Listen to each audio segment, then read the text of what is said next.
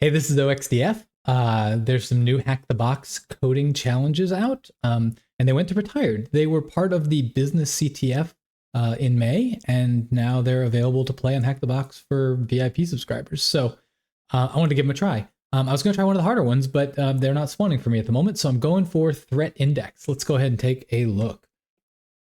All right, so you've been monitoring data. There's no story here, but the real thing comes down to I'm going to get an example string like this, and I need to go through the string and find all instances of any of these words. And then for each instance of the word, I have to add the weight for that word to my total score and then return the result. So in the example here, payload shows up twice. Payload has a score of 15. 0 day has a score of 17, and malware has a score of 13. You total it all together and you get 60. Awesome. We can go ahead and just like straight up run this, and we'll see. We got some string, and we were supposed to get 0 out of it. If we run again, now this time we should have gotten 10. So it changes every time. We could try to put a 0 in here and run a couple times and see if we get to. Okay, so now test case 1 succeeded, but we got to test case 2 and it failed. So there's going to be a series of tests that run on whatever code I put in, and I need to go ahead and figure out how to solve it. Let's come up here, and what do we call this thing? This is going to be the scan a stream, so we'll call this stream. I just don't like and, that's too boring. Or too generic. Let's see. So we're gonna go up here, we'll get rid of this. And now we need this, and we really want this as a dictionary. So I'm gonna do this, and this might take a minute. Let's see if we can do it efficiently.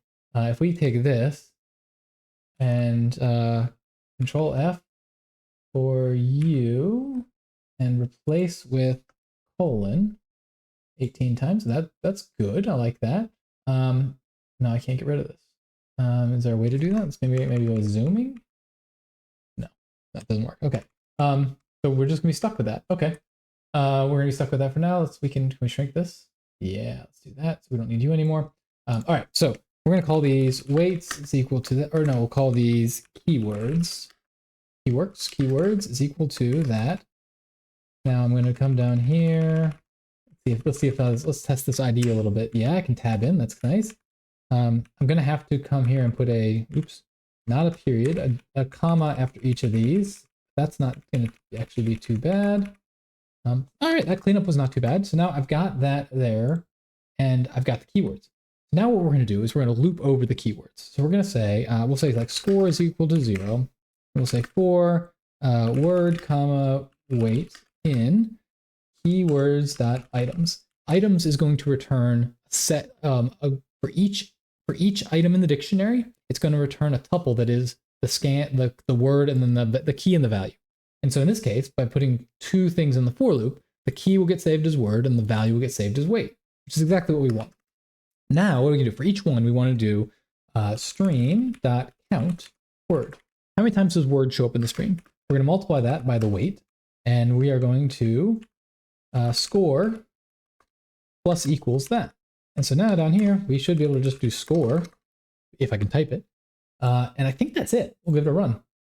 And we solved the challenge. Not too bad. I guess I'm gonna go ahead, I want to play with it a little bit more. We could also do this as a one-liner, and this is probably where I would go on my own, but it's not as readable maybe. But let's make this loop in line. I'm gonna select these lines and then Control / to comment them out.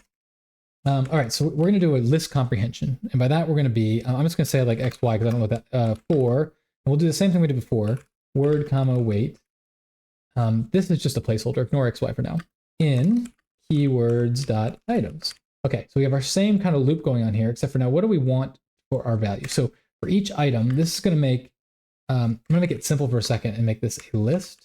And this is going to give us a list where I get to put a value here for each item. And for each item, what I want to do is I want to do stream.count word times weight.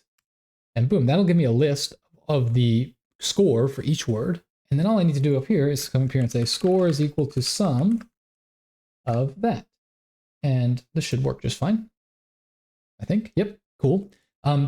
One minor thing is this is more of a advanced level detail, but right now I've got a list, and then I pass the list into the sum function, and sums all the integers up and gives me the result.